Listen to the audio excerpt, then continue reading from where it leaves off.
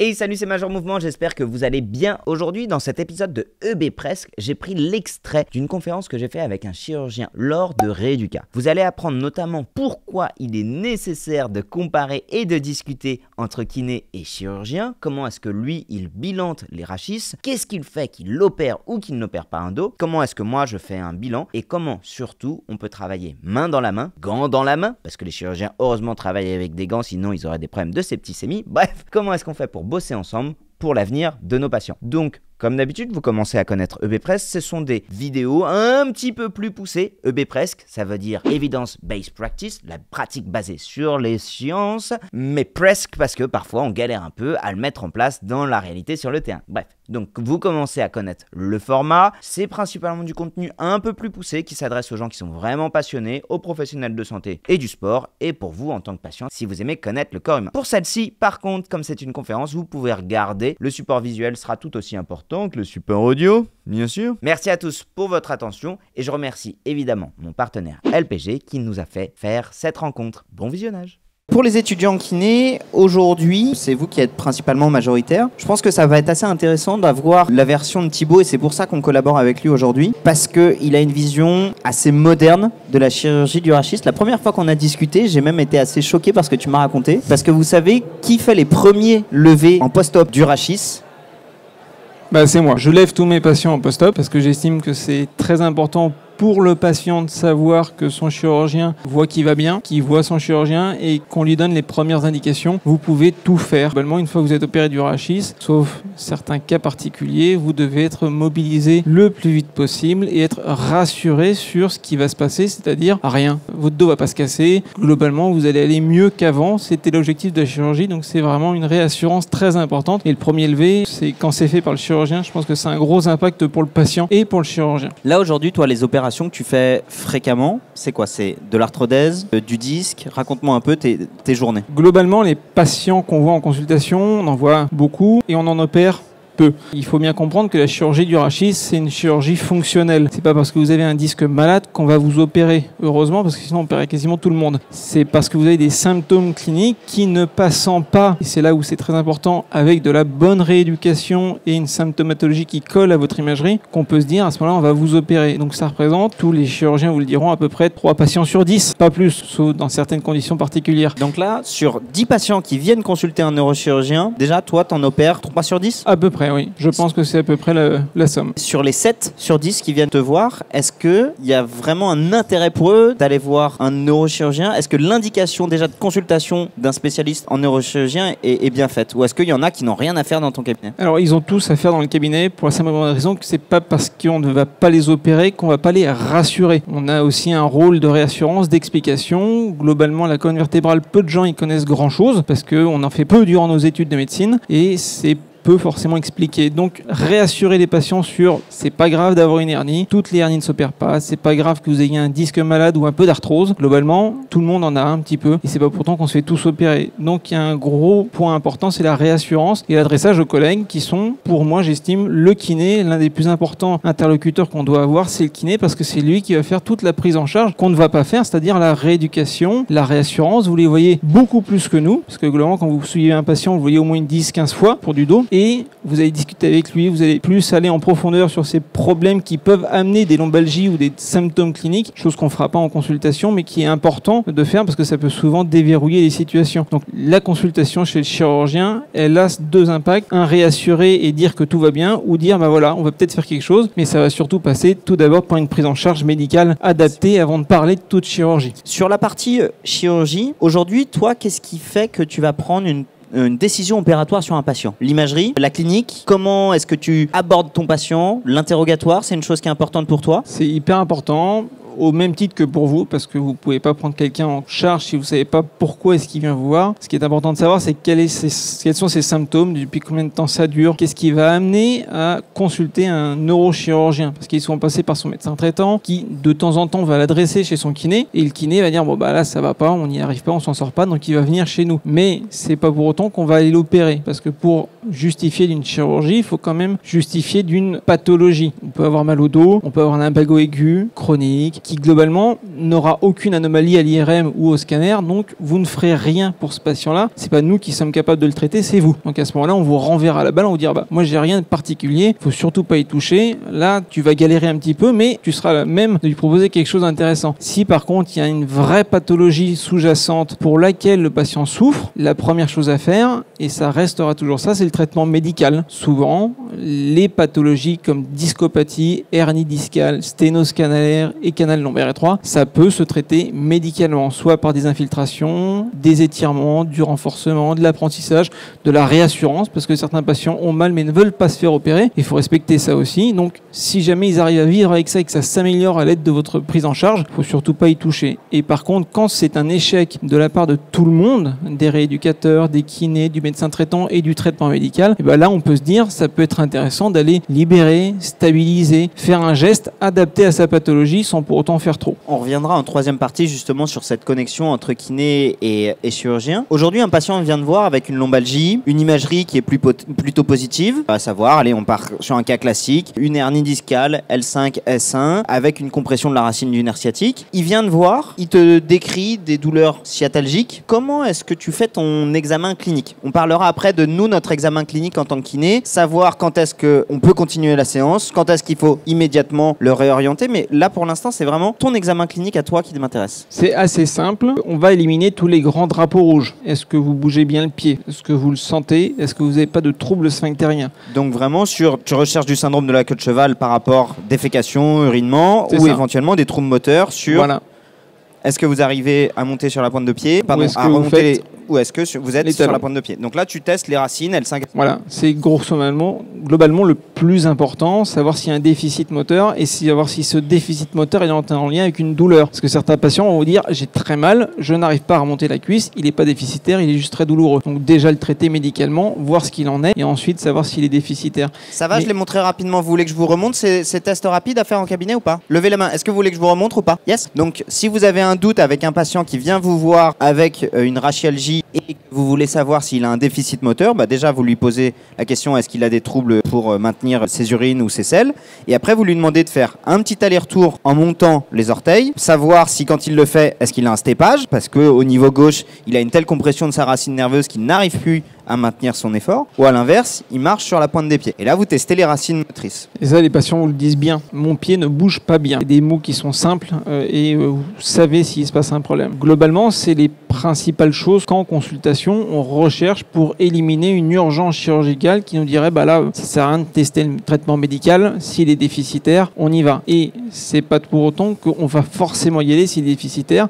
s'il refuse de se faire opérer, parce que c'est aussi son droit. On lui explique ce qui va se passer, le risque de ne pas se faire opérer, on le met sous traitement et on le revoit précocement 5-6 jours après, parce que globalement le traitement médical sur les hernies discales il est très efficace et on arrive à traiter peut-être 80% des hernies discales sans devoir les opérer. Donc sur quel type de médicaments? Corticoïdes forte dose. C'est globalement le traitement parfait pour ce genre de pathologie. Le lendemain matin, les patients ont globalement plus mal. Ils sentent la différence. C'est pas pour autant qu'au moment où vous avez diminué les corticoïdes, ils vont pas retrouver les douleurs et à ce moment-là, vous entrez dans une indication chirurgicale parce que vous pouvez pas le laisser ce corticoïde indéfiniment, mais ça fait partie des traitements à tester avant la chirurgie. Question par rapport à ce patient-là, tu parlais d'urgence. Le délai pour pouvoir opérer, il est de combien de temps? En fait, il faut que ce soit assez rapide. Si le patient est déjà déficitaire depuis plus de 48-72 heures, globalement, ça ne va pas se faire dans la journée. Si c'est très récent, moins de 24 ou 48 heures, à ce moment-là, il y a un intérêt à aller vite. Vous appelez soit le centre hospitalier qui est près de chez vous, il y a toujours une astreinte de neurochir dans les gros centres, soit vous appelez la clinique qui a soit un orthopédiste spécialisé en rachis ou un neurochirurgien. Et à ce moment-là, on se fera un plaisir de vous aider et de voir le patient rapidement, parce que on fait tout ça pour le patient. Mais il ne faut surtout pas hésiter à nous appeler. On est très dispo quand il y a des problèmes comme ça. Donc on appelle et on dit « Bonjour, je suis kiné, j'ai un patient avec un déficit moteur depuis tant de temps, il faut que vous le receviez en toute urgence. » Et il a ça depuis 24 heures, 48 heures. Et on le reçoit en urgence. Ça, c'est pas un problème. Très bien. Ensuite, sur des patients qui ont uniquement des paresthésies, des fourmillements ou des signes sciatiques, est-ce que tu opères ça? Toujours pareil, selon la tolérance de la douleur, selon l'évolution, selon le travail du patient. S'il a besoin de travailler rapidement et que vous voyez bien qu'il est incapable de faire quoi que ce soit de ses journées, vous n'allez pas le laisser avoir mal. Vous allez lui proposer une chirurgie si jamais tout le traitement médical en préambule a été un échec. Sinon, vous retestez le traitement médical et vous le revoyez à 1 mois après un traitement corticoïde adapté. Donc toi, dans ta tête, je ne sais pas si vous comprenez bien ce que nous propose Thibaut, c'est qu'à chaque fois, tu envisages toujours la chirurgie comme étant la dernière étape d'un process. Et c'est le dernier recours. On n'est pas là pour passer avant les autres. On est là pour arriver au bon moment quand globalement tout le reste a été un échec, qu'on propose aux patients une prise en charge chirurgicale. C'est une discussion, c'est pas une obligation et c'est à savoir les bénéfices et les risques qu'il peut avoir. Et c'est ça uniquement à ce moment-là qu'on prend la décision chirurgicale. C'est vraiment dernier recours, on n'est pas du tout là pour aller plus vite que la musique. C'est hyper important à comprendre. Vous êtes globalement les premières personnes avec qui on doit travailler pour prendre en charge le patient, parce que c'est vous qui allez probablement améliorer la majorité de nos patients avant qu'on ait quoi que ce soit à leur faire. Alors, on va passer du coup à la deuxième partie, plutôt la partie l'examen kiné et un peu type cas clinique. Juste sur tes années de médecine, qu'est-ce que tu savais de la kiné? Qu'est-ce que tu avais appris de la kiné avant l'internat? Rien. C'est bête à dire, mais globalement, on ne sait pas comment vous travaillez. C'est bête et méchant. Demandez au chirurgien, est-ce que vous savez comment travailler un kiné? S'il vous répond oui, ben c'est très bien, mais globalement, la majorité vous répondront non, parce qu'on ne sait pas comment vous travaillez, et c'est probablement dû à notre éducation qui fait que nos anciens avaient peu d'interaction avec vous parce qu'ils ont eu beaucoup d'électrothérapie qui ne marchait pas et des patients qui revenaient parfois déçus et donc du coup ils ont arrêté cette idée de travailler avec la kiné. J'en vois certains lever les yeux au ciel, mais je le sais bien, le problème c'est qu'il y en a encore beaucoup et moi j'en ai beaucoup qui reviennent en consultation, j'ai eu de l'électrothérapie. Bon ben voilà, donc on repart à zéro parce que globalement vous n'avez rien eu, je suis navré mais je n'y crois pas et je vois bien ça ne marche pas. C'est de la rééducation, du renforcement, de l'apprentissage, enfin, c'est des choses qui passent au-delà de l'électrothérapie. Donc je n'y connais c'est globalement rien du tout avant de vraiment m'y intéresser sur la fin de mon internat pour vraiment prendre en charge au mieux mes patients. Et c'est à ce moment-là je me suis rendu compte qu'il y avait plein de choses qui étaient faisables et que globalement vous aviez vraiment un panel de prise en charge bien plus étendu que ce qu'on pouvait imaginer. Est-ce que ta connaissance du milieu de la kiné, c'est venu d'une volonté personnelle, d'une initiative personnelle ou c'était dans ton cursus où tu as eu l'occasion de croiser des kinés? Comment ça s'est passé? Comment tu as découvert notre univers? Je me suis rendu compte que mes patients n'étaient pas complètement soulagés ou que j'avais des résultats qui n'étaient pas ceux que j'escomptais. Donc je me suis dit à un moment, mon geste chirurgical, il n'est pas si mauvais que ça. Qu'est-ce qui pêche ailleurs? Et ben, c'est la prise en charge périopératoire, c'est la prise en charge kiné. Avant, j'envoyais pas mes patients faire de la kiné. Aujourd'hui, tous les patients que j'opère, ils ont au moins 1 mois de kinésithérapie avant la chirurgie. D'accord. Et après, c'est à partir de J2 qu'ils ont de la kiné, donc c'est très précoce. Il ne faut surtout pas les laisser. Mais je me suis intéressé très rapidement à ça parce que je voulais pas avoir des résultats qui, me satisfaisaient pas. Ok. Moi, en tant que kiné libéral, je ne rejetterai jamais à l'autre confrère, consoeur, quel que soit son métier, de ne pas connaître notre univers. Je pense qu'aujourd'hui, on est tellement pluridisciplinaire que je peux pas exiger d'un chirurgien, d'une sage-femme, de connaître mon métier. Je pense que c'est à nous d'essayer de le faire. Aujourd'hui, qu'est-ce que toi tu aimerais comme support vidéo, comme bilan, comme coup de fil, comme mail de la part des kinés qui travaillent autour de toi pour pouvoir construire cet échange, tes connaissances? Déjà se rencontrer, c'est-à-dire comment vous travaillez, qu'est-ce que vous êtes capable de faire, qu'on ait une interaction déjà humaine parce que c'est déjà le plus important, que vous sachiez comment je travaille et comment vos confrères, enfin mes confrères autour de vous travaillent. Je pense que c'est très important aussi. Mais aussi, on a besoin de pouvoir s'échanger. Je ne sais pas si vous avez déjà beaucoup reçu des courriers de consultation de chirurgiens. Probablement pas beaucoup. Mais pourtant, c'est quand même nous qui vous les adressons et vous n'avez même pas notre examen clinique, notre décision, nos imageries, notre interprétation de la situation. Je trouve que c'est dommage et indirectement, nous, on n'a pas non plus vos bilans kinés, votre point de vue. J'ai quelques kinés avec qui je commence à travailler qui m'envoient maintenant leur bilan et ils me disent voilà, là on a amélioré, il reste encore toujours ça, mais globalement ça va déjà nettement mieux. Et ça, c'est hyper important pour savoir si on va jusqu'à la chirurgie parce que le point de vue du patient, il peut aussi différer du point de vue du kiné. Ça nous est arrivé, on en parlait tout à l'heure. T'expliques un truc à un patient, ce que t'essaies, allez, très simple. Écoutez, ça va mieux, vous arrivez à mieux bouger. Oui, vous avez encore des douleurs, mais vous n'avez plus les douleurs qui vous réveillent la nuit. Vous avez pu reprendre au moins la marche rapide à défaut de reprendre la course à pied, mais on est sur une bonne voie. Et finalement, il va voir le chirurgien, il va lui dire quoi? J'ai encore mal. Mais oui, mais finalement, à douleur quasiment égale, vous êtes capable de faire beaucoup plus de choses qu'avant et votre état de santé général a été amélioré. Je réagis juste sur ce que tu as dit sur les courriers des chirurgiens. Nous, souvent, ce qu'on a en tant que kiné, c'est les comptes rendus opératoires. Ce à quoi, pour le coup, on pipe peut rien, quoi. Que vous ayez nettoyé la plaie ou que vous ayez passé par devant, par derrière. Je comprends que dalle. Nous, ce qu'on aimerait le plus, c'est avoir... Voilà, moi, ça, c'est le geste que j'ai opéré. À J2, il me faut ça. À J5, il me faut ça. Et ça, finalement, on l'a pas souvent en libéral. Je vais pas critiquer mes collègues parce que ça...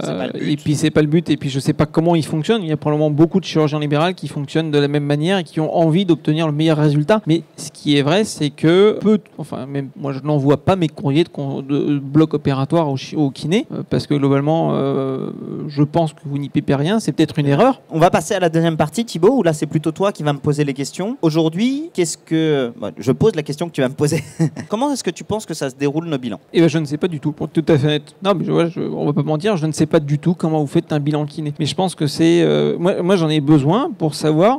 globalement, ce qu'il faut comprendre, c'est qu'en chirurgie du rachis, on va s'intéresser à sa zone douloureuse. Le reste qui n'est pas douloureux, il n'y a pas de raison de s'intéresser fortement à ce qui se passe là-bas. Mais c'est vrai qu'on va se focaliser sur si les lombalgies, sur les lombaires basses, un peu les sacroiliaques, mais globalement, les rétractions musculaires des membres inférieurs, les limitations qu'ils peuvent avoir, on va forcément faire le diagnostic de coxarthrose et ce genre de choses. Mais globalement, le reste, on n'y connaît pas assez, enfin moi je m'y connais pas du tout assez pour faire un bilan complet d'une statique ou de ce genre de choses en consultation, et je pense que c'est hyper important que vous puissiez vous nous apporter votre point de vue global du patient pour qu'on puisse prendre la meilleure décision possible. Donc ce que je te propose, c'est un atelier cas clinique où est-ce que au sein de l'audience quelqu'un a mal au dos et on va essayer d'être sur un truc très classique. Je vais vous montrer du coup un cas clinique avec une marge d'erreur si jamais il rentre pas dans la grille de lecture qu'on va pouvoir faire. Je vais essayer de vous montrer. Diagnostic différentiel de perte de force, diagnostic différentiel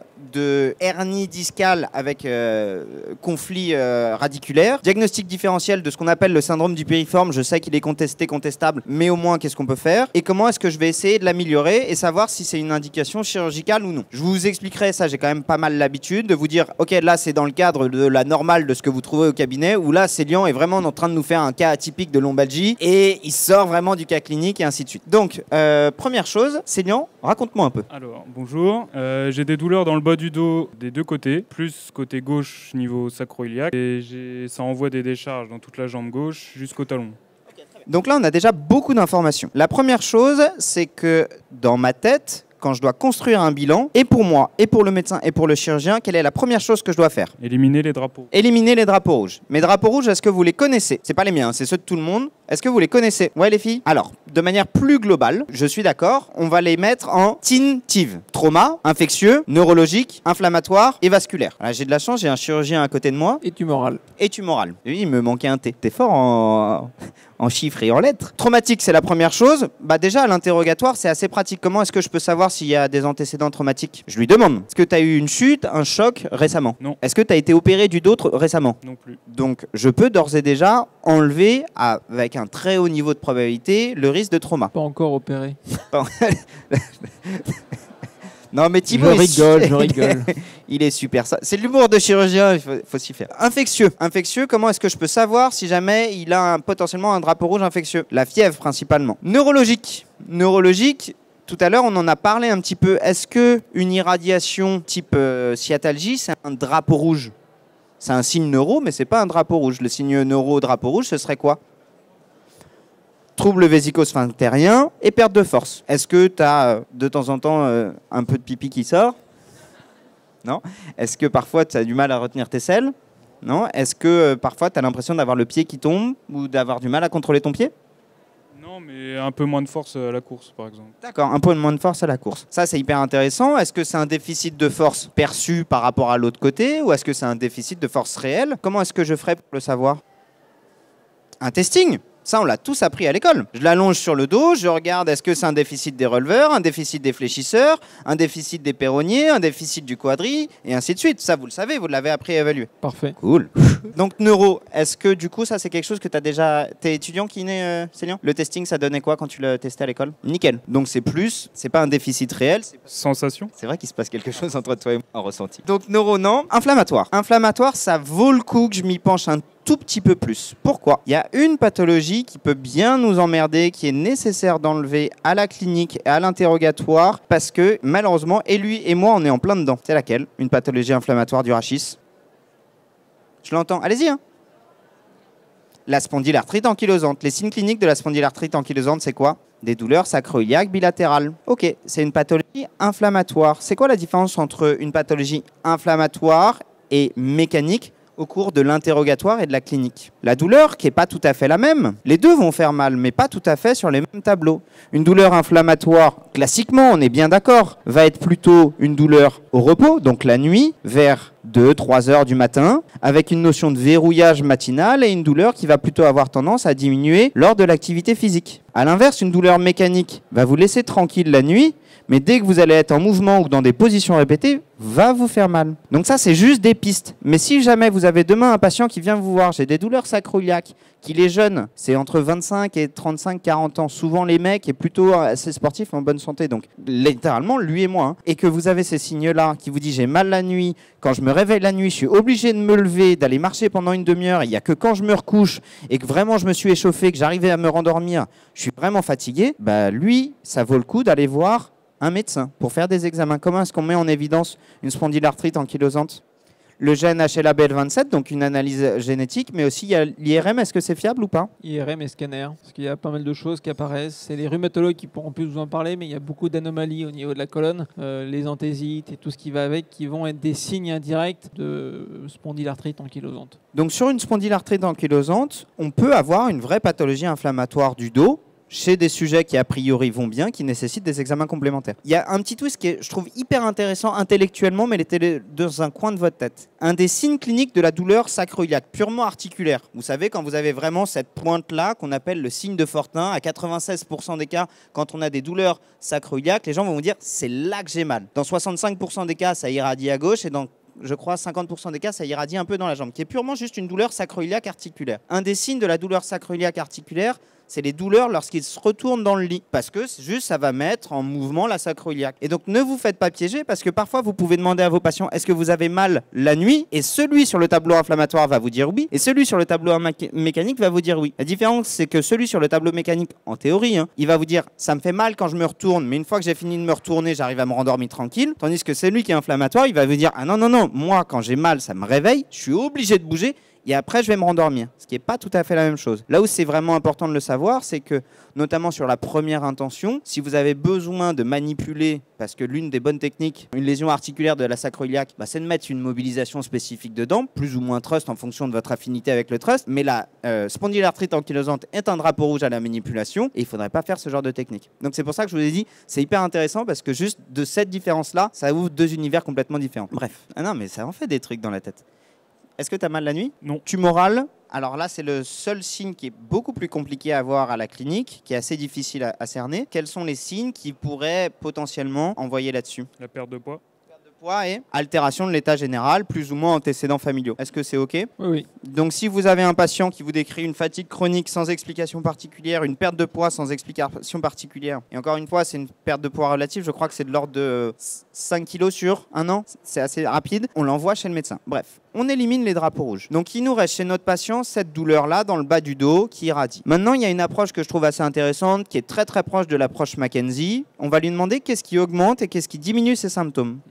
Rester assis, ça augmente la douleur et la fatigue aussi. Donc quand tu restes assis, ça te fait plutôt mal, donc plutôt sur de la flexion. Et quand tu es fatigué à la fin de la journée? Non, après les activités et en fin de journée. Donc ça fait vraiment plus une douleur mécanique. Ok, très bien. Maintenant, je mets ça plutôt dans une douleur mécanique. Je vais venir quand même tester, savoir est-ce qu'il n'y a pas une petite irritation discale. Est-ce que je peux vous prendre le canapé, s'il vous plaît? Je vais faire 3 tests. Et ça, je pense que je le fais à 100% de mes patients qui viennent pour une lombalgie. Et comme c'est un peu ma spécialité, je le fais 25 fois par jour. 3 tests. Est-ce que vous les connaissez, ces tests-là? La SEG, l'ERI, alors c'est plutôt pour le nerf crural, mais la SEG, slump et la SEG croisée. Le LASEG a un très haut niveau de sensibilité, mais un faible niveau de spécificité. Il est décrit de différentes manières. Il y a le LASEG et le LASEG modifié, mais vous pouvez le faire jambes tendues et venir chercher entre 30 et 70 degrés de flexion de hanche. Est-ce que ça reproduit tes symptômes? Non. Non. Pour l'instant, ça va. Le LASEG croisé, c'est exactement la même chose, sauf que je le fais de l'autre côté. Le LASEG croisé a une faible sensibilité, mais une haute spécificité. C'est-à-dire que si jamais il a un disque qui est tellement conflictuel que même en levant l'autre jambe, ça ferme le foramen controlate qui crée la douleur. C'est OK là-dessus? Tu as le droit de dire si je me plante. Hein. Non, mais c'est bon. Est-ce que ça recrée tes symptômes? Non. Non. Donc il a un LASEG négatif, un LASEG croisé qui est négatif. Ça veut dire que le taux de probabilité que sa douleur vienne d'origine d'une compression discale est clairement en train de baisser. On va tester ensuite le slump test. Mais c'est pas la même sensation à gauche et à droite quand on lève la jambe. Quand même. D'accord, tu ressentais quoi? À droite, ça va être je sens bien que c'est les ischios qui vont venir tirer. Et à gauche, ça m'envoie comme des fourmillements directs. Ok, donc finalement ça c'est hyper intéressant. Il m'a dit c'est pas la même sensation que j'ai à droite et à gauche. Célian vient de me dire quelque chose qui est très intéressant et ce qui se passe vraiment en cabinet, c'est pour ça que je tiens toujours à faire des cas cliniques parce que c'est très beau de donner en théorie mais parfois en fait nos patients ils nous donnent des informations. Donc là il me dit j'ai pas la même sensation quand je le fais à droite et quand je le fais à gauche. Quand je le fais à droite je le sens vraiment dans mes ischios tandis que quand je le fais à gauche j'ai plutôt une irradiation. Donc par rapport à ce que j'avais dit juste avant, j'avais dit LASEG négatif, LASEG croisé négatif, là ça change l'interprétation de mon test. Là j'ai un LASEG qui est positif. Donc ma possibilité d'une irritation discale elle est un peu plus élevée. Donc je vais aller faire mon troisième test que je fais systématiquement. Le slump. C'est toi. J'ai cru que tu voulais. Ah pardon, non. Assieds-toi, tu vas te mettre ici, t'es bien. Le slump test, si jamais pour ceux qui sont assis, je vous invite à le faire, c'est un super bon test. Tu mets les deux mains au niveau de L4, L5, tu vas t'enrouler complètement de manière à regarder entre tes deux jambes. Tu as besoin du micro, Thibaut, si jamais tu veux. Après ça, c'est pas, on l'a déjà fait plein de fois. Ça. Pour ceux qui regardent mes vidéos, Thibaut, c'est mon vidéaste, réalisateur et cadreur. C'est aussi mon ex, mais ça, on n'est pas obligé d'en parler à chaque fois. Est-ce que tu peux tendre la jambe droite, s'il te plaît? Hop. Ok, ramène la pointe de pied. Tends la jambe droite et ramène la pointe de pied. Qu'est-ce que tu ressens? Ok, très bien. C'était du côté où ça te posait rien. Maintenant, on va le faire du côté pathologique. Fais la même chose, ramène la pointe de pied. Ça recrée tes symptômes? Très bien. Tu vas garder la pointe de pied tendue et ramener la tête en arrière. Ça arrête les symptômes? Super. Qu'est-ce que je viens de mettre en évidence? À droite, j'ai testé de savoir s'il avait une restriction et une reproduction de symptômes à droite. Il n'a rien, son côté sain est sain. J'ai besoin de le savoir, ça va me servir de référentiel de comparatif. À gauche, je le fais. Et quand il met en tension, donc on est bien d'accord, le nerf sciatique, il part de la moelle épinière, il descend, il sort au niveau du foramen et il va jusqu'au talon. Quand je le fais, ça reproduit ces symptômes. Et je lui ai bien posé la question, est-ce que ça reproduit les symptômes? C'est bien ça qui t'embête, c'est ça qui... Et il me dit oui. Quand je lui ai demandé ensuite de garder la jambe tendue et d'amener la tête en arrière, je redonne un peu plus de mobilité au niveau du nerf sciatique, ça diminue ses symptômes. Donc, je sais que ce qui lui fait mal, c'est bien un problème d'origine du sciatique. Ce type de technique, c'est des techniques qui s'appellent comment? Neurodynamique. Tu vas donc, s'il te plaît, tendre la jambe et fléchir la tête. Ramène la tête en arrière. Et maintenant, tu vas fléchir la tête, fléchir la jambe et tu me le fais 10 fois, s'il te plaît. Fléchir la jambe. C'est normal, hein, les patients ils galèrent à chaque fois. Fais-le un peu moins vite, prends ton temps. Tac. Tac. Tac. Ça, mais je le fais, mais en permanence.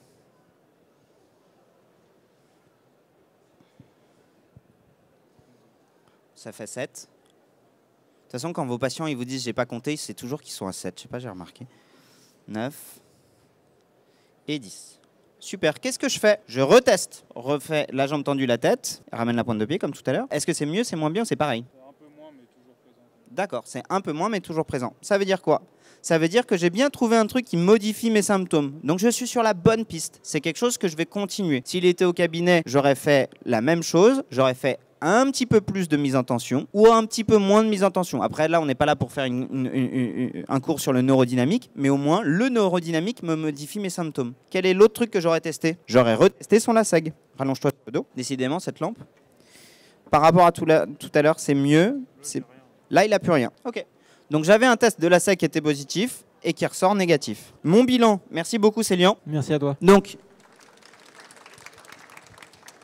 ça se passe comme ça au cabinet. Hein. Chez lui, je vais lui faire au cours du bilan encore 2 à 3 séances de neurodynamique et je vais lui dire le neurodynamique, c'est comme un médicament. J'ai trouvé la molécule qui vous va bien, mais je n'ai pas encore trouvé la posologie. Ça va être à vous de le déterminer. Et à chaque fois, on va rester un peu dans le modèle de McKenzie. Est-ce que c'est mieux? Est-ce que c'est moins bien? Ou est-ce que c'est pareil? Si c'est pareil, c'est vous en tant que kiné qui n'avez pas trouvé le bon médicament. Il va falloir continuer à te chercher, mettre d'autres tests. Tout à l'heure, tu as parlé de stabilité. On a des tests qui sont pas dingues au niveau de la littérature scientifique sur est-ce que j'ai une instabilité lombaire, est-ce que j'ai une instabilité sacro-iliaque. Tu voulais dire quelque chose? Non, mais c'est la stabilité et l'instabilité reste quand même quelque chose de très compliqué à l'heure actuelle. À évaluer. C'est difficile, on n'est pas tous d'accord. Il y a quand même des signes qui montrent des instabilités, mais voilà, comment est-ce qu'on les prend en charge? Il y a plusieurs avis qui existent.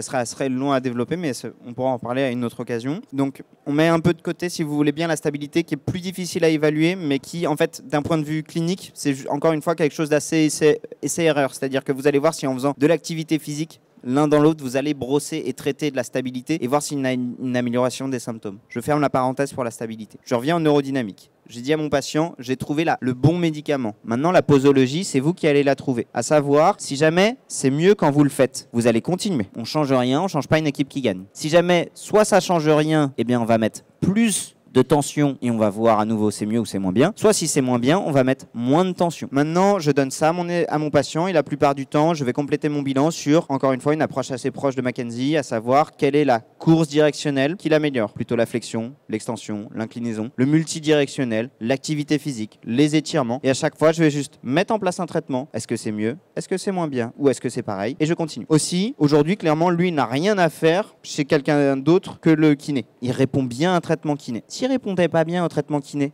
ça arrive. Il sort de là, tout ce que je lui fais a augmenté ses symptômes. Ça sert à rien que je le garde 107 ans. Ça sert à rien que je lui mette des électrodes. Ça sert à rien que je lui fasse des massages. Je fais un courrier au médecin, au chirurgien. Je l'ai vu tel jour, il avait telle symptomatologie, il n'a pas montré d'évolution par rapport au traitement kiné, je demande un second avis. Et c'est là que c'est intéressant, c'est que vous avez déjà fait tout ce qui est nécessaire de faire et que j'aurais demandé dans un premier temps pour savoir si ça améliore ses symptômes. Si effectivement ça n'a aucune efficacité, on n'est pas là pour faire du mal au patient, on est là pour trouver une solution et que la solution soit la plus adéquate possible pour lui. Donc effectivement, après, c'est à nous de voir ce qui se passe au travers d'une IRM ou d'un scanner et de savoir si jamais il y a quelque chose de particulier qu'on peut lui proposer ou pas du tout. Et donc ça, je trouve que c'est quelque chose qu'on ne nous enseigne pas toujours suffisamment à l'école, d'être OK sur le fait de ne pas être efficace, d'être OK sur le fait d'être délétère. C'est pas vous, en tant qu'individu, qui n'êtes pas bon, c'est les outils que vous proposez à ce moment-là pour le patient, n'est pas celui dont il a besoin. Et en fait, on ne vous reprochera jamais de réorienter un patient tôt, en fait.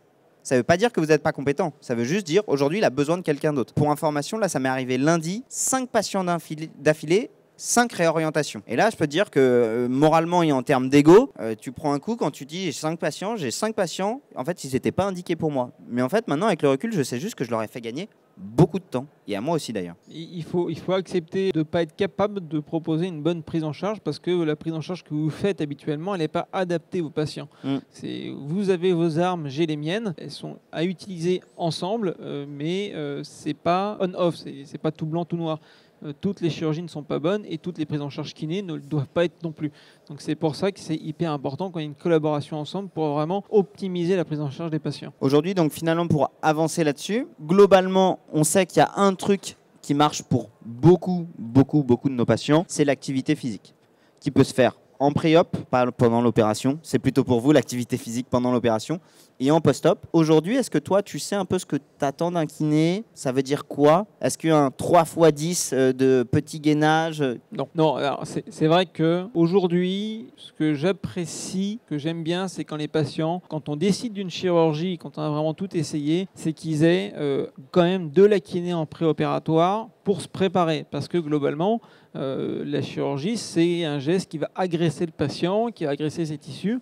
Alors, même si elle est minime et peu lourde, elle va quand même générer une agression. Il faut que le patient soit préparé à ça, donc qu'il soit étiré, qu'il soit mentalement préparé à se faire opérer. Et ça passe aussi par votre prise en charge régulière. Vous allez voir le patient, vous allez discuter avec lui. Comment ça va? Ça va mieux, mais j'ai toujours cette douleur. De toute façon, je me fais opérer dans un mois. Donc voilà, il y a toute une préparation à la fois physique et psychique du patient en préopératoire que vous êtes capable de faire et qu'on n'a pas les armes, nous, pour le faire. Donc c'est là où vous avez un vrai gain en préopératoire. Puis surtout, vous le voyez avant de se faire opérer. Vous savez comment est-ce qu'il est avant de se faire opérer. Donc quand on vous le réadresse après la chirurgie, vous avez déjà tout l'historique de ce qui s'est passé avant. Et vous savez comment est-ce qu'il était. Vous le revoyez 2-3 jours après la chirurgie. Si jamais on a déjà l'habitude de travailler ensemble, vous savez comment est-ce que ça s'est passé, vous savez ce que j'attends et vous savez ce que vous allez lui proposer parce que globalement, c'est fréquemment la même chose. Et donc, vous savez comment est-ce qu'il va potentiellement évoluer. Et ça, pour le patient, c'est hyper important qu'on ait un discours commun.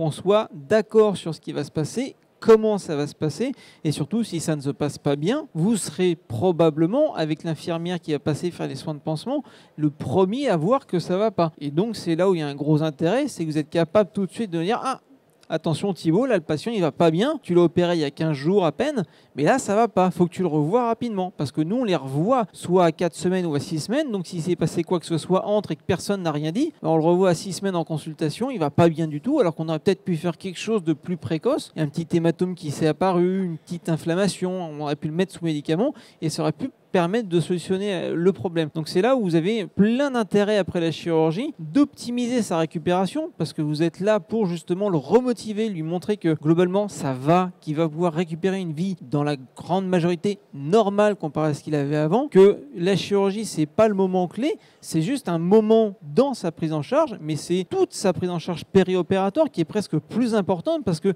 vous allez lui montrer qu'avant il pouvait pas, maintenant il peut, vous allez réassurer, continuer à l'améliorer. Puis quand vous le lâchez et que c'est fini, globalement, il doit avoir tout compris. Et c'est là où vous avez vraiment un intérêt, c'est que vous allez aussi le réassurer. Chose qu'on ne peut pas faire et qu'on fait qu'à 6 semaines. Donc s'il s'est passé quelque chose, on l'a dans l'os. Donc c'est vraiment important que vous vous rendiez compte de la force que vous avez sur les patients. Le geste chirurgical, il est juste un instant T, je le répète, mais c'est important.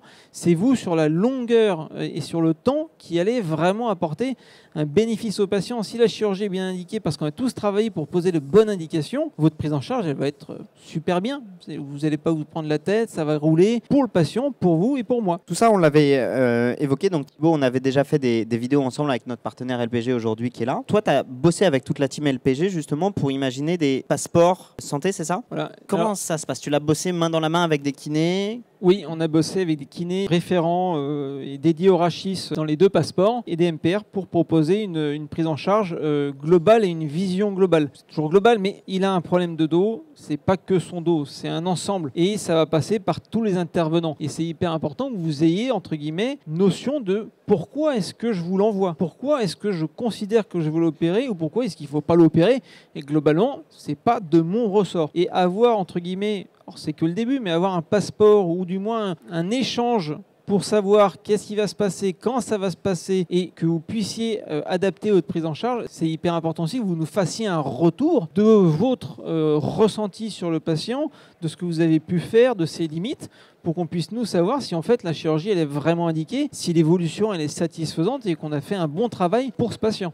Là aujourd'hui, le Uber, pour moi, l'utiliser, il y a des trucs qui sont hyper intéressants, des outils de bilan, à la fois sur de la mobilité, à la fois sur de la force, sur de la coordination, sur du cardio, bref, globalement des scores fonctionnels qui sont hyper faciles à transmettre aux chirurgiens, qui sont aussi très intéressants pour le patient pour voir son évolution, à 1 semaine, à 2 semaines, à 6 semaines. Et justement, c'est un peu ça, cette notion de passeport, c'est de voir son évolution, qu'on puisse tous avoir en fait un support de communication, savoir si tous les marqueurs sont au vert, avoir un peu plus d'autonomie du patient. On le voit aussi notamment parce que j'imagine que tu as pas mal de patients qui sont chroniques. Oui. Tout l'aspect assez ludique, tout l'aspect de suivi pour les patients qui ont parfois du mal en fait à voir leur propre évolution parce qu'ils ne sont pas objectifs vis-à-vis d'eux-mêmes et de se dire en fait sur la lombalgie chronique, tout le côté bénéfique de l'activité physique, nous on peut le driver, on peut j'allais dire le scénariser, mais du moins on peut le cadrer quoi. Tout à fait. Et donc ça c'est des trucs qui sont hyper intéressants et ça justement dans les passeports santé, on peut retrouver ça, c'est des protocoles. Voilà. L'objectif c'est de mettre en place des protocoles, que ce soit avec le Uber ou sans, parce que globalement tous les kinés n'en ont pas,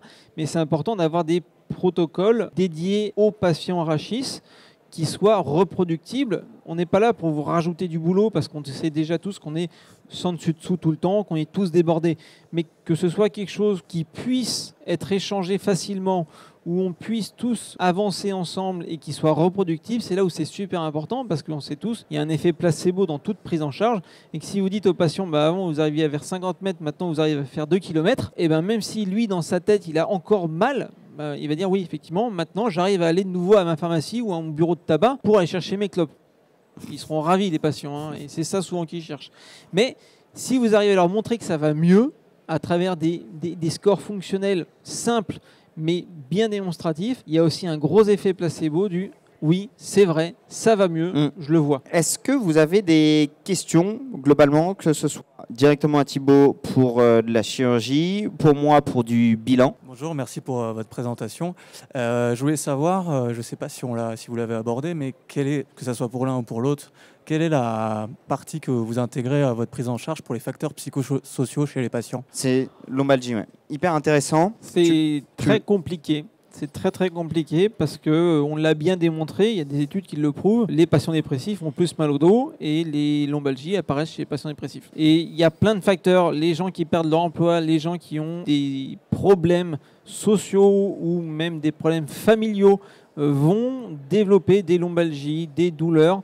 Et c'est là où c'est très important, c'est de réussir à savoir est-ce que globalement vous allez bien dans votre vie. Mais tu peux pas vraiment poser ça aux patients parce qu'ils vont tous te dire oui ou certains te diront non, ils se mettront à pleurer. Et donc là tu sais qu'il faut pas y toucher, mais ça arrive. Mais les facteurs psychosociaux sont probablement encore sous-évalués dans la prise en charge chirurgicale du rachis, mais ont une importance énorme dans leur amélioration. C'est-à-dire que tu peux leur enlever le hernie, tu peux leur traiter leur disque, ça y a pas de souci, tu sais faire. Mais si jamais il est toujours au chômage parce qu'il s'est fait virer comme un malpropre, globalement, il ira probablement pas aussi bien qu'il l'aurait voulu et que tu l'aurais voulu. Et là, c'est là où on peut se poser la question des fois de les orienter chez des psychologues et que des fois, tu n'as pas besoin d'y toucher parce qu'en fait, ils somatisent leur douleur. Le dos, globalement, tout le monde a mal au dos, tout le monde aura ou a eu mal au dos. Donc, c'est quelque chose de très compliqué et surtout en consulte de 20 à 25 minutes, tu as du mal à mettre ça en évidence. Mais c'est là où votre capacité à le voir plus fréquemment, à ce qu'il se puisse plus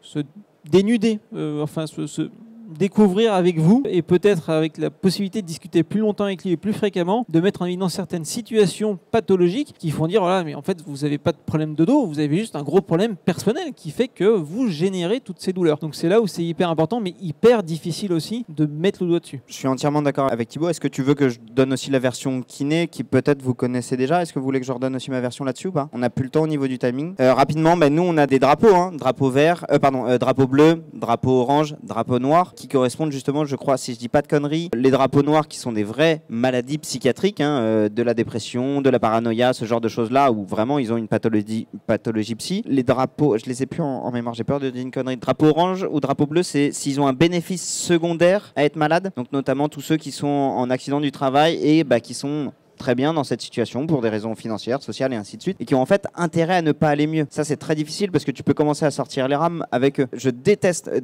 plus profondément parce que je trouve que c'est extrêmement dégradant de catégoriser les patients, mais c'est une expression qu'on a parfois nous en tant que kiné, c'est les patients MGEN. Je suis très défavorable avec cette expression, je déteste ça, mais vous les voyez. Ces patients, malheureusement, c'est des patients qui sont bien à être malades. Je pense que chez eux, probablement que d'aller dans des explications qui sont trop mécaniques, trop pathologiques, c'est pas forcément la solution. Je pense que d'avoir des thérapies cognitivo-comportementales sont probablement beaucoup plus intéressantes et l'importance du travail pluridisciplinaire là-dedans. Une dernière question de 3 minutes et après on va devoir vous laisser parce que moi j'interviens dans une autre conférence. Vas-y, essaye. Importance du bilan palpatoire et de la mobilité spécifique. Bonne question. Voilà. Alors la palpation globalement... Sans scalpel, Thibaut. Non, pour être tout à fait honnête, la palpation, je ne m'en sers pas beaucoup. À l'examen, on palpe la colonne, les muscles paravertébraux, on recherche des douleurs articulaires et tout ce qui va avec. Je sais qu'il y a pas mal de syndromes de Meigne aussi qui peuvent donner ces douleurs avec des douleurs de la charnière thoracolombaire et des irradiations et parfois même des fosses sciatiques. Mais j'admets ne pas être un expert dans cette prise en charge particulière qui reste encore un diagnostic différentiel des lumbago et des lombosciatiques. Et alors après, ça tombe bien, je ne sais même pas ce que ça veut dire. En gros, c'était dans nous ce qu'on va appeler les symptômes un peu type dérangement intervertébral mineur. C'est un peu ça à quoi tu fais penser. Où nous, on va évaluer en fait la mobilité spécifique d'une articulation, plus ou moins reproduction de symptômes, qui répondrait quand même globalement, quand c'est vraiment le cas, plutôt bien à la thérapie manuelle, à l'ostéopathie, mais qu'on n'arrive pas à ce jour à évaluer, là où la palpation n'est pas jugée comme fiable, là où l'évaluation en inter et en intra n'est pas jugée comme fiable, mais tu me corriges si je me trompe, c'est vraiment des sujets qui sont très discutés, très discutables, mais c'est très empirique, là où il semblerait que l'expérience du praticien, parfois aussi on ait du mal à l'évaluer, Mais quand c'est vraiment, et là pour le coup, moi je remets ma casquette de thérapeute manuel, quand tu arrives à évaluer un truc qui est très mécanique, qui est très articulaire, bah, la technique articulaire est de loin ce qui est le plus efficace. Avec ou sans trust, spécifique ou non spécifique, ça dépend vraiment des gens. Merci beaucoup pour votre attention. Merci à vous tous. Thibaut, t'es encore un peu là, toi? Oui. Thibaut exerce à Dijon, si jamais il y a des Dijonnais, et moi je vais devoir y aller. Merci à toi, beaucoup. Grégoire.